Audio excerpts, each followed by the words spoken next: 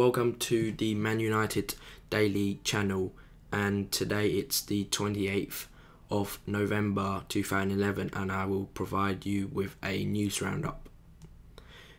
The first story we have is surrounding the 1-1 draw that we have at home on Saturday to Newcastle United at Old Trafford, and obviously is a disappointment to be held at home because we expect to be steamrolling every other team apart from the very top teams there, and it's mainly why we won the championship last season with our immaculate form and scoring record that has provided the backbone in order to win our 9th team championship. And the controversial decision on the 64th minute surrounding the penalty decision, which was rewarded for Newcastle, where it was blatantly a clean tackle from Rio Ferdinand, but the referee and the linesman discussed and he overruled his first decision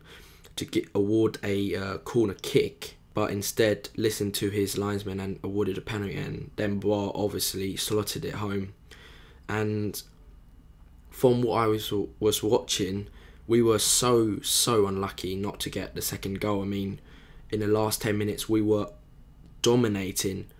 I know they lost a man to the second yellow, but we were just doing everything we can. The only thing that just didn't happen was putting the ball in the net. Either it was an incredible save from Tim Krul or just heroic defending from one of the ex-Reds, Danny Simpson. So hopefully we will put this disappointment behind us and move on, because we now need to concentrate and hope that City will slip up. And I have no doubt that they will slip up, because unless you have an incredible team, then it's unlikely nowadays that you got a season unbeaten. The next story I'm going to talk about is regarding David Beckham. So he come out today with the Daily Mirror and have quoted that there is no chance that City will win the title, because even though they've got a very good team, they don't have the know-how and experience like us of winning championships year in and year out. And I do agree with him, because right now City is going through a rough patch of fixtures, and it's now where they have to prove that they are the team that everyone is hoping they are, and they will want to prove that. But they have to face Chelsea over the next few weeks, and then Bayern Munich in the Champions League, and then I think Arsenal, Chelsea again. So it's going to be a very testing time for them, and we'll judge them on how they've come out the other side of this period, and then we'll see how much of a challenger they are to our title. Obviously, I'm not denying that they are a good team, because yes, they have immense depth, and I'm not going to take that away from them. I mean, whoever can afford to have Edin Dzeko and Mario Balotelli on the bench. Yes, I know you're going to say about Balotelli, but he is a great player for his age, and I have no doubt that if he keeps his problems and attitude off the pitch and prove himself week in week out, then I believe he is a top player. So the next section I'm going to talk to you is regarding team news against Crystal Palace, who we're going to take on Wednesday.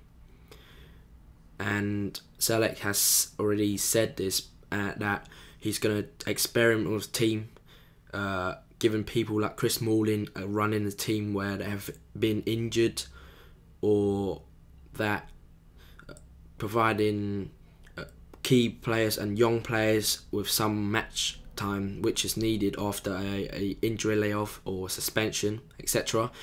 And so Federico Makeda and Biram Diouf, and I expect Raphael and Chris Smalling, as I mentioned, will likely to feature and start the game to give them a bit of match fitness. But also the youngsters will have a chance with Ravel Morrison starting, I think, and definitely Paul Pogba and Zeki Friars, who has impressed in the last two matches that he has featured in the Carling Cup, so I have no doubt that he'll definitely feature for us again. I expect it to be a comfortable win. I mean, 2-3-0, even 4-5-0, but it should be a comfortable win for us on Wednesday. We have got a bit of a lucky draw, but it's another game that you have to win, and to win that, I think you have to be professional and just be patient, because they're obviously trying to set out to defend, but then maybe to counter us. So we'll just have to be careful and, like I said, to remain patient.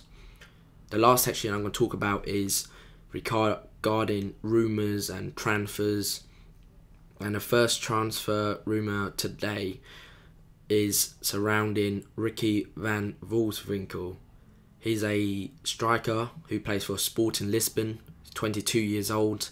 He is Dutch, and he's causing a lot of rumours to be caused because he has had a sterling start to his Sporting Lisbon career. He went there for a relatively low fee from a Dutch club and done marvellously well.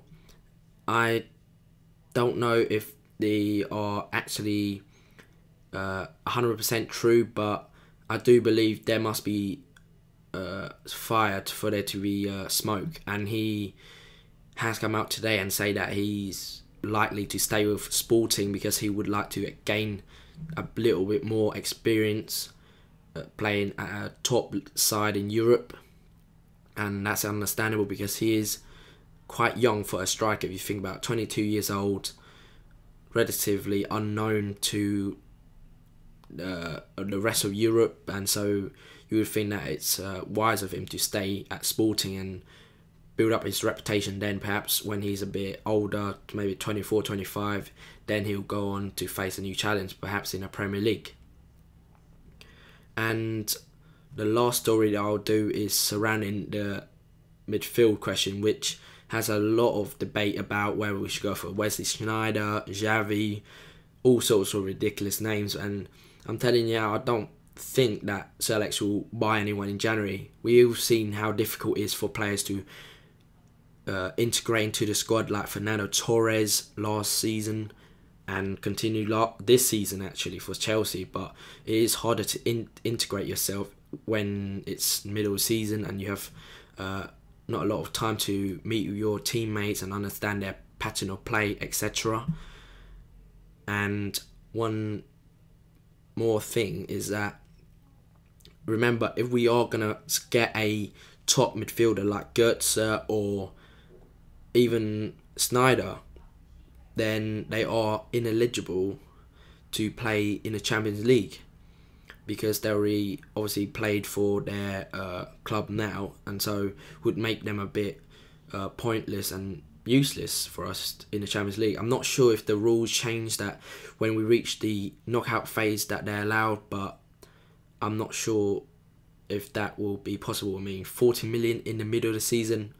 If we're Man City or Chelsea, then maybe, but I really doubt that will go for anyone big in January. So that's it for today's video, and I hope you subscribe. Please comment and rate this video, and check back tomorrow where I'll do another news roundup. Cheers guys.